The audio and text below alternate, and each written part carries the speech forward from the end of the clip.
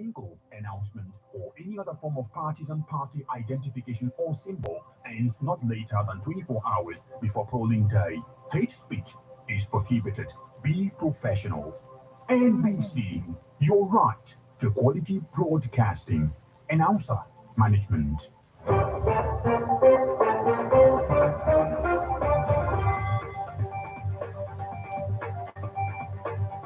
Listen to news updates on Ebona, the 103.5 FM immediately after Angeles, 6 o'clock a.m.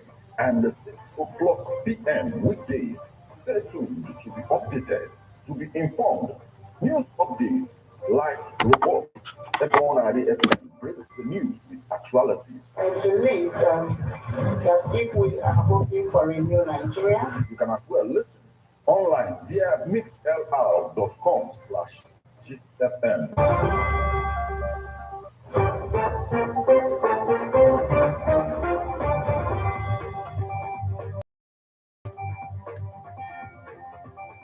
Good evening and welcome to Abona, the 103.5 FM news update. Today, Monday, the 13th day of February 2023, and the time is a minute past the hour of 6. Martin Ifan Shukweke here is my name. The headlines. Group says underreporting, ignorance, fueling gender-based violence in Anambra. Votes peterobi for president. Abga Guba candidate tells Enugu residents. Okowa mourns as gunmen kill 3 of his security aides in Anambra. Insecurity. Imo risk voter apathy. Labour Party rep candidate. Buhari, Obasanjo, Sultan of Sokoto, Okonjo-Iweala, Uzodinma. Others hail late Ohaneze President General Obiozor. Chinese steel plant accused of exploiting Zimbabwean workers. Now, the details. Group says underreporting, ignorance, fueling gender-based violence in Anambra. The Gender Perspective and Social Development Center, GPSDC, has identified underreporting and ignorance about gender-based violence as factors contributing to the rise in violence against women in Anambra. Yukeri Anekwe, Executive Director, GPSDC, made the statement on Saturday at a sensitization program under Grounds for Change, G4C, project tagged "I'm more than just a human. I'm a woman with a voice." The project, which was sponsored by Nigerian Women Trust Fund, was held in Amanuke and Urum communities in Awka North local government area of Anambra State. Mrs. Anekwe identified the various forms of gender-based violence to include rape, sexual assault, forced marriage, stalking, female genital mutilation, harassment, and stigmatization. She explained that these forms of violence have negative effects on the mental and physical safety for women and girls, as it contributes to the low number of women in political and leadership space in Anambra and Nigeria. The G4C project is to address the need to mitigate the high level of violence against women that usually leads to non-participation of women and girls in politics and leadership careers. We discovered that underreporting and silence are huge factors contributing to the rise in gender-based violence in the state. This is why we are having this sensitization against gender-based violence in our communities, and also to create awareness of the Violence Against Persons Prohibition Law, VAP, which protects survivors. Responding, Elizabeth Odogu blamed the increasing level of violence against women on ignorance, expressing optimism that the knowledge acquired during this exercise will go a long way in addressing the menace.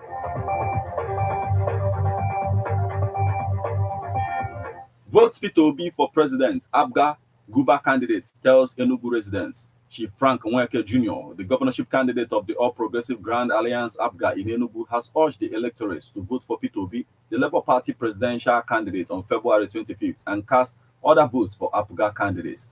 Nweke made the call while addressing the 48th annual synod of the Methodist Church of Nigeria in Enugu on Friday. According to Nweke, of all the 3 major presidential candidates, Mr. Peterobi is the best because he has character, capacity, and integrity. But in Enugu, vote for Abga candidates for the same reasons. The governorship candidate said that the church had a major role to play in the enthronement of good leadership and pledged to partner with it in improving education and reinventing the society if elected in March 11th. He promised to hand schools back to missions because schools were better managed by churches, especially primary schools, the foundation of education. On acute water scarcity in the state, the governorship candidate said he will restore water supply, ensure proper waste disposal, and address multiple taxes within 12 months of his administration. He appealed to the church to vote for APGA in the elections in the state for better living of the people and promised that he would not disappoint residents. Responding, the Methodist Archbishop of Enugu, Most Reverend Christopher Ede, thanked Nweke for identifying with the church and prayed God to help him achieve his political ambition. The bishop said that the church would participate actively in the enthronement of good leaders in the country by coming out en masse to vote. Highlights of the event was the presentation of a word of Ambassador of Christ on Chief Nweke. Gunmen killed 3 of his security aides in Anambra. The vice presidential candidate of the People's Democratic Party, PDP, and governor of Delta State, Dr. Ifeanyi Okowa, has commiserated with the state police command and families of the 3 police officers killed by unknown gunmen in Anambra State. The officers, Inspector Lucky Ale, described the unfortunate killing of the officers as barbaric and unacceptable in a country seeking to be united again for peace and development. We bring you the sad news of our gallant officers who have helped us maintain peace in our states attached to the Explosive Ordnance Disposal, EOD, in Government House, Asaba. The officers met their untimely death while proceeding as an advance team for the PDP presidential campaign rally in Abia State. Unfortunately, this particular team veered off from the convoy and took another route different from where the convoy was taken. They were ambushed along the Ihiala-Olu road en route Umuahia by non-state actors who killed 3 in police uniform while the one on Mufti escaped. We have recovered their corpses and reached out to their families, and Yabu explained. He called on security agencies in the country to fish out the killers and bring them to book so that Nigerians could once again live peacefully in any part of the country. What is happening in parts of this country today, particularly in the southeast, is not healthy for our development as a country because the elections are very close. The security we are asking for is not just for the elections. It is also something that everybody wants. We should be able to have safety at every given time. That way we would have development. We must also plead with our brothers and sisters who may have taken guns on account of what they see as agitation to know that the best way to help our people is to allow peace to reign. That way, the development will take place in the southeast. They are commerce-oriented and have developed a love for one another over the years. We will plead with these, our brothers, to allow this kind of love that permitted the atmosphere in the time past in the southeast to continue to pervade that environment. We pray to the good Lord Almighty to accept the souls of these, our loved ones, 3 of whom have passed on due to no fault of theirs. We also pray that God gives their families the fortitude to bear this irreparable loss, even as we seek justice on their behalf, both as a government, as a state, and as a people. As a government in Delta, we will be with their families in their trying moments, and we will also take steps to seek justice on their behalf by impressing upon security agencies to take steps to unravel those who have caused this pain that is in our hearts today. And Yabu explained.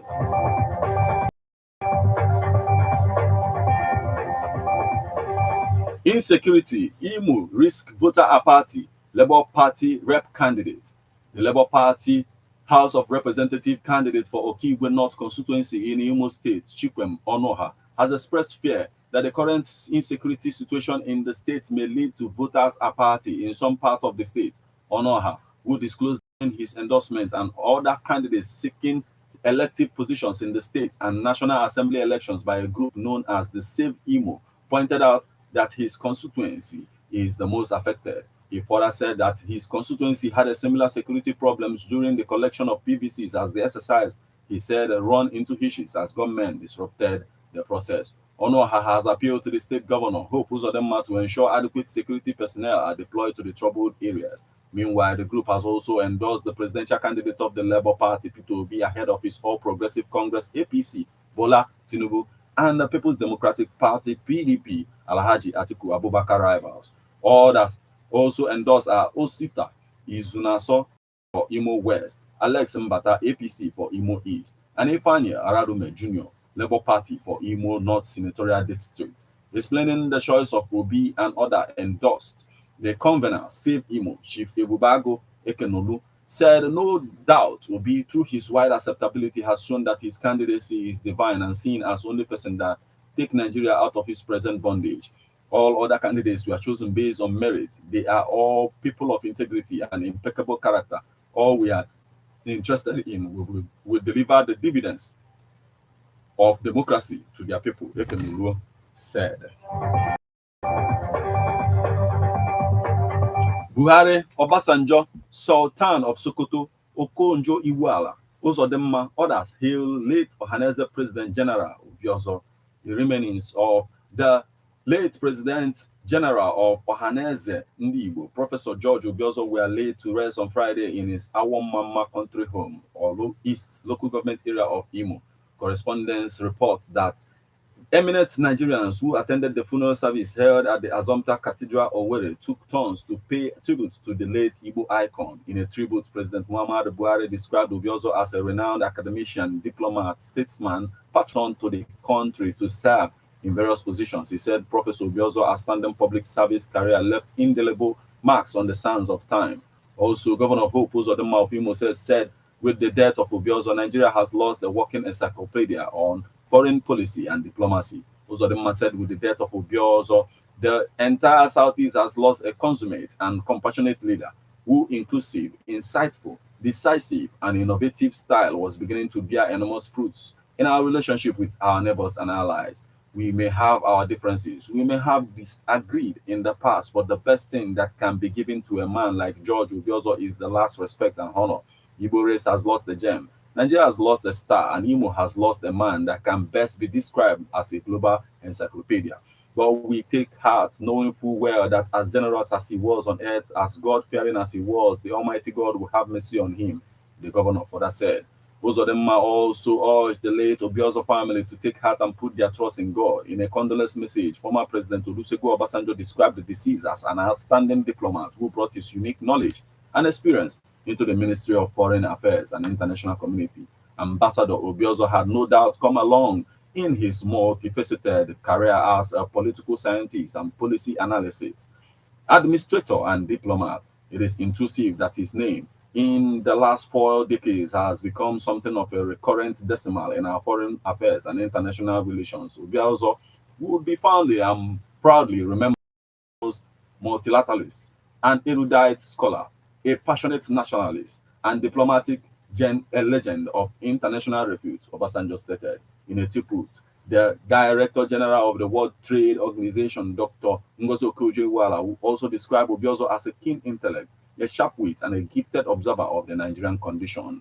For the Dan Maliko Khan, Ambassador Am Omar, the late Igbo icon, was an erudite scholar, a diplomat, and intellectual to the core. The Sultan of Sokoto, Alhaji Muhammad Abubakar, describes Obiozor's death as a great loss. Abubakar stated that the late Igbo leader was an elder statesman of repute, strong pillar of support to the family and the entire nation. His wise counsel, especially in times of crisis, will be surely missed by all, the Sultan stated in his tribute. Earlier in a sermon, the auxiliary bishop of Owerri Archdiocese, Most Reverend Moses Chikwe, urged Christians not to see death as an end, but as a means to eternity. That is why we should keep good relationship every day, obey the commandments, and trust in God.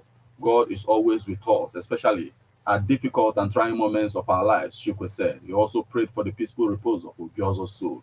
Newsman reports that the remains of the deceased were taken at the end of the service in a long motorcade from Owerri to his country home for interment. In attendance at the ceremony were the Secretary General of the Apex Igbo Social Cultural Organization, Ambassador Oke Emushe, and former PG of the body, Chief Gary Igariwe.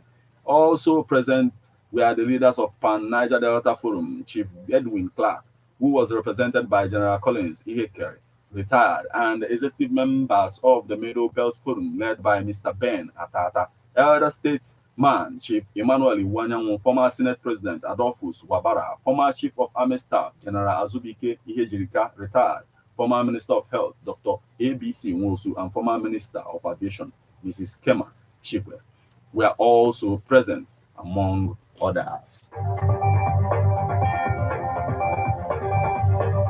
Now we move over to the Chinese steel plant accused of exploiting Zimbabwe workers. Zimbabwe workers building the $1 billion steel plant for the Chinese-owned Dyson Iron and Steel Company, DISCO, claim they are being exploited. DISCO is a subsidiary of Chinese largest stainless steel manufacturer Tizhang Holdings. The workers told newsmen that they are being forced to work in inhuman giving off days. The steel plant, which is touted to become Africa's largest steel plant, is located in Mahis, Movement, about 192 kilometers south of Harare. Production is set to start in August this year, and the plant is expected to manufacture more than 1.2 million tons of steel a year. Spoke to newsmen on condition of anonymity, said nothing good is coming out of the steel plant.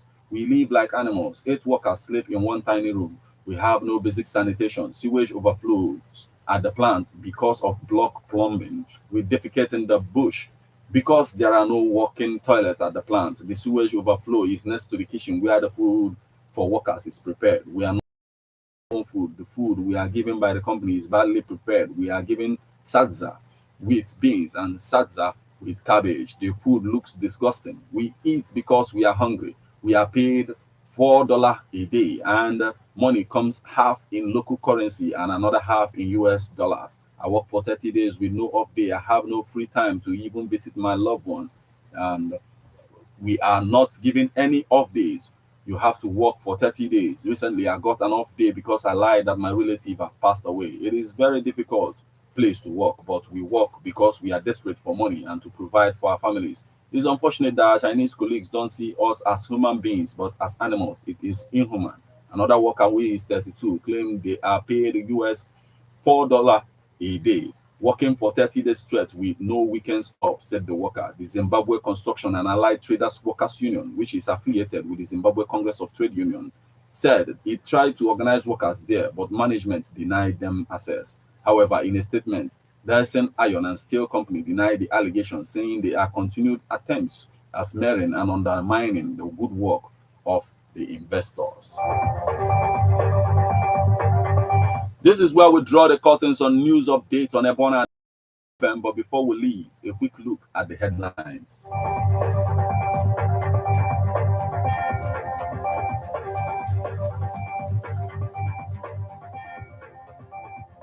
Group says underreporting, ignorance fueling gender-based violence in Anambra.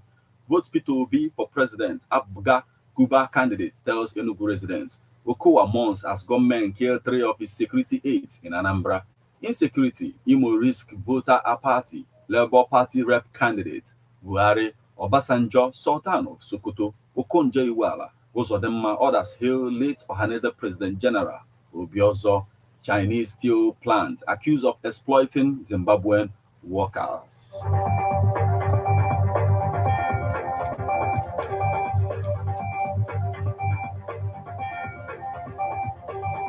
You just listened to news update on Ebona, the 103.5 FM. News produced and read by Martin Ifan Shukwekezie. Thank you for listening. Once again, good evening.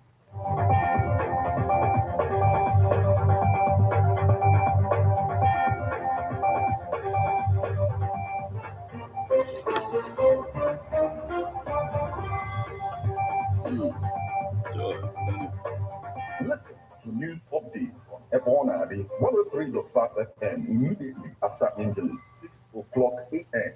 and 6 o'clock p.m. weekdays. Stay tuned to be updated, to be informed. News updates, live reports.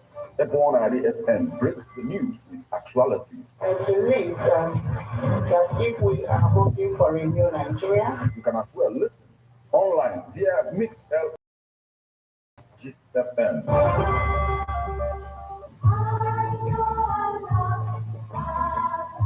Man is a political animal. That's why we all have our views on politics. Political View comes to you at Ebona, the 103.5 FM with Martin Ifan Shukwekezie every Monday, 3 o'clock p.m. to 4:30 p.m. and Saturday, 10 So a.m. please subscribe, to like, 11:30 share, a.m. you It's know. all about the Thank day-to-day activities in the Nigerian political space. Views of political actors from